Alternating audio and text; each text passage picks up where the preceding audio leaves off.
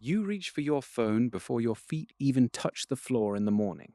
It is an automatic reflex, a digital itch that demands to be scratched.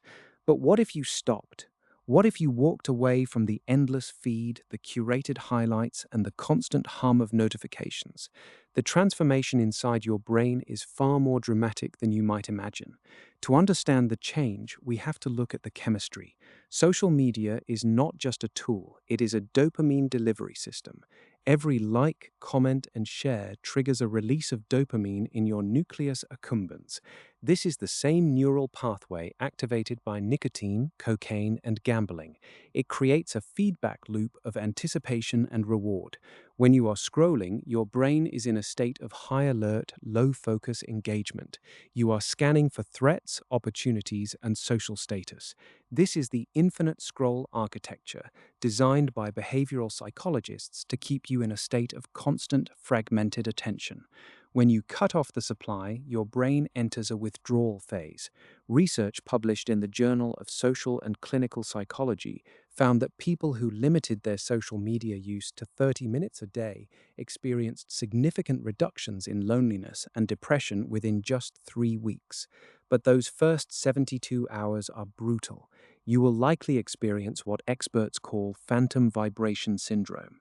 Your brain is so conditioned to expect a reward that it creates a false sensory perception. Your dopamine receptors are suddenly starved. Your brain craves the spike. You feel irritable, bored, and strangely naked. This is where the neurological magic begins. By day 5, the fog starts to lift. Without the constant interruption of curated lives, your prefrontal cortex, the part of the brain responsible for complex decision making and impulse control, begins to reclaim its territory. You stop scanning and start focusing. This is the transition from continuous partial attention to deep work. Neuroscientist Dr. Cal Newport argues that deep work is the superpower of the 21st century. By removing the social media feedback loop, you are essentially offloading the cognitive tax that keeps you in a state of superficial thinking. Your attention span, which has been eroded by 15-second clips and headline only consumption, begins to widen. You are no longer training your brain to jump from topic to topic every 12 seconds. You are training it to sustain focus on a single subject for 30, 60, or 90 minutes. By the second week, your cortisol levels begin to normalize. A study from the University of Bath involving 154 participants found that taking a 1 week break from social media led to significant improvements in overall well being and reduced anxiety.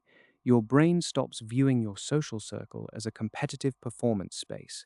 When you stop measuring your self worth against the highlight reels of strangers, the amygdala, the brain's threat detection center, calms down. You stop experiencing social comparison stress, which is a primary driver of the cortisol spikes linked to chronic anxiety. Then comes the boredom breakthrough. Most of us haven't been truly bored in a decade. We fill every elevator ride, every checkout line, and every bathroom break with digital stimulation. But boredom is the nursery of creativity. When your brain is denied external input, it defaults to the default mode network. This is a massive neural circuit that activates when you are not focused on a specific task.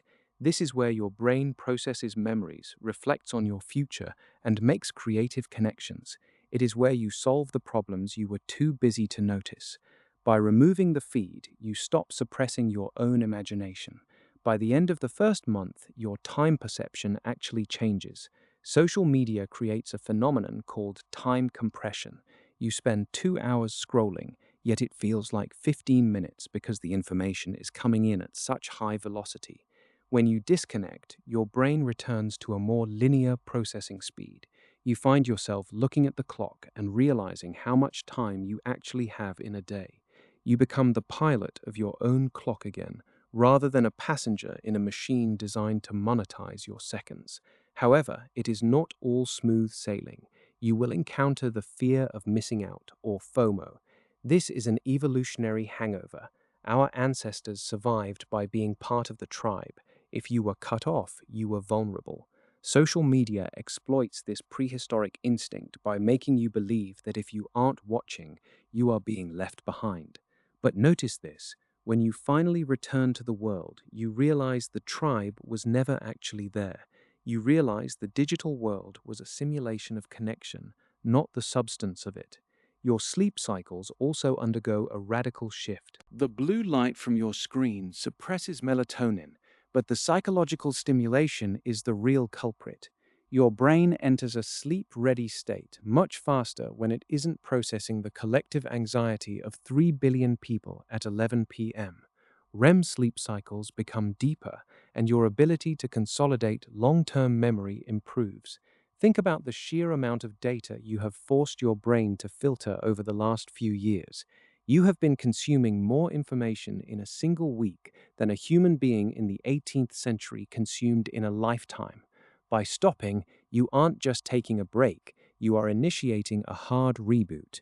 You will notice your baseline mood stabilizes. You become less reactive. You are no longer living in a state of performative existence, where every experience is instantly judged by how it will look on a screen. You start doing things for the sake of doing them. You eat dinner because you are hungry, not because the meal is photogenic.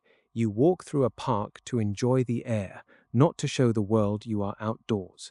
The most profound realization comes at the end of this journey. You learn that your brain is not designed to be a receiver for a global stream of consciousness. It is designed to be a creator, an observer, and an actor in the physical world. When you stop using social media, you are not losing your connection to the world. You are reclaiming the only thing you truly own: your attention. We are currently living through the greatest uncontrolled psychological experiment in human history, with our own neural pathways as the variables. The question isn't whether you can survive without a feed. The question is whether you are willing to see what your mind looks like when it is finally, for the first time in years, truly quiet. If you want to know who you really are, you have to find out who you are when nobody is watching. And more importantly, you have to find out who you are when you aren't watching everyone else.